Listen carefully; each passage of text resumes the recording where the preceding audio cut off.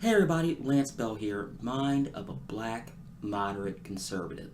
Yes, I know it's been a while. I've been super busy with work, and I'm changing stuff around here in my studio, so excuse number one, the mess, and number two, the lighting situation. Now, the lighting situation, I have not figured out yet, but I wanted to get on here today because the article you see here on your right, I want to talk about. It says, this is from NBC. Tariffs could mean 2 million drop in car sales and cost 715,000 jobs, warns auto industry group. Okay, I'm going to talk about this firsthand because I can talk about this firsthand because I've been working in the auto industry all my life.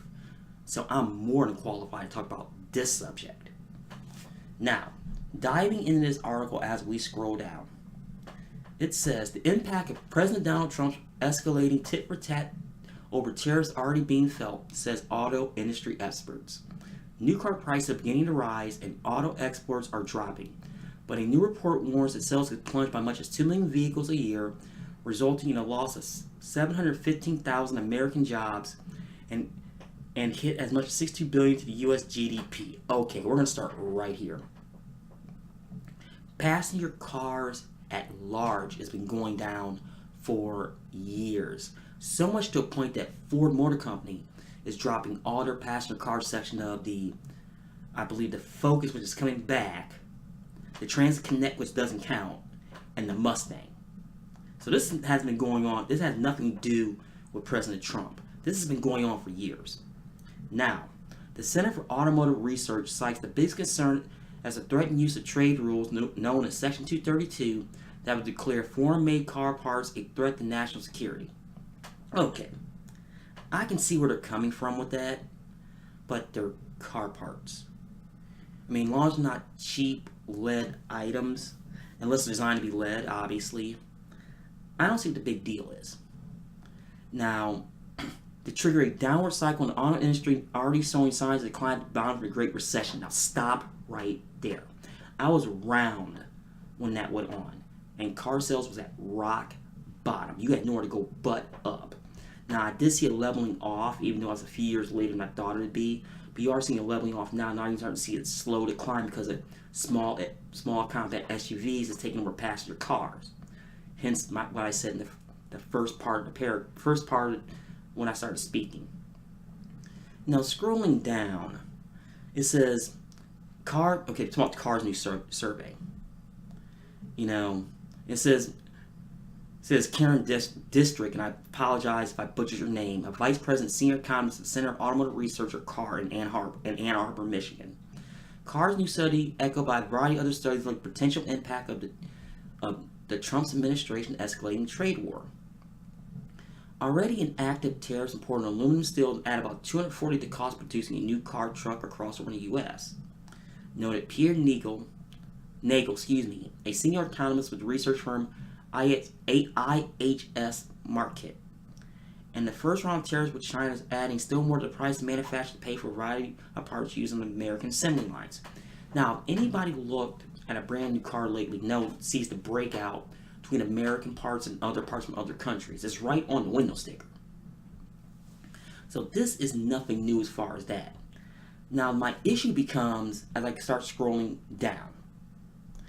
Now, Nagel estimated that consumers will be looking at a price increase of $1,300 for a typical mass market product, up to $5,800 for a luxury vehicle. Now, let me say something. The manufacturers themselves are not that stupid. A lot of them have been around for over 100 years. They're not that dumb to market the car that far. And I'll get the reason why further down in this article. Now, you talk about passenger cars only, like I said earlier, they've been going down in numbers for a long time. This did not start with Trump's tariffs. That's why this article is so much a fail. And it makes me mad when they come up with something like this. And a possible tariff of North American Free Trade Agreement, and the impact could be devastating. Okay, let's be real. NAFTA, in all honesty, really needs to go away. It really does. I mean, the TPP is virtually gone, even though I said it's back or it's gone. I think it's going to be pretty much gone. establish a continent-wide network of parts assembly vehicle operation. That's backed up by a global production system that has been finely tuned with little room for disruption. But industry experts warn that the Trump administration's trade move may fracture to the grid. Okay, I understand that manufacturers get parts from all around the world for different reasons. Now, they're basing on price alone, then obviously this country is going to be more to produce. Everybody knows that. It's just the cost of doing business. Could smaller companies like the next paragraph go out of business? Yes, but they go out of business all the time. Especially in the dog-eat-dog world of automotive that I'm in and I know very, very, very well. And that's what makes me so mad about this article. And it says, auto sales already declining. Manufacturers have been struggling to minimize the impact on customers from tariff-related cost increases. But at some point, they'll have to pass them on, resulting in higher sticker prices. Okay. Every business in this country has the exact same problem. Now, something is right in this article.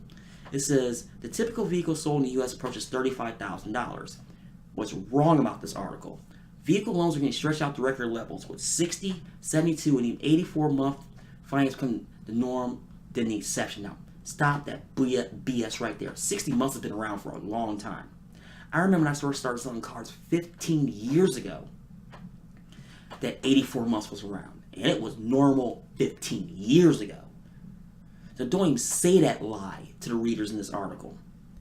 But obviously trade is a two-way street. They do talk about that. Now, going further down, the impact of trade war is likely to be felt in every corner of the auto industry, experts stress. Even at the dealer level. The car study, for example, estimates as many as 117,000 employees at the country's 17,000 new car dealerships will lose their jobs. Okay. If you add them all up, there's no way in hell there's 17,000 new car dealers.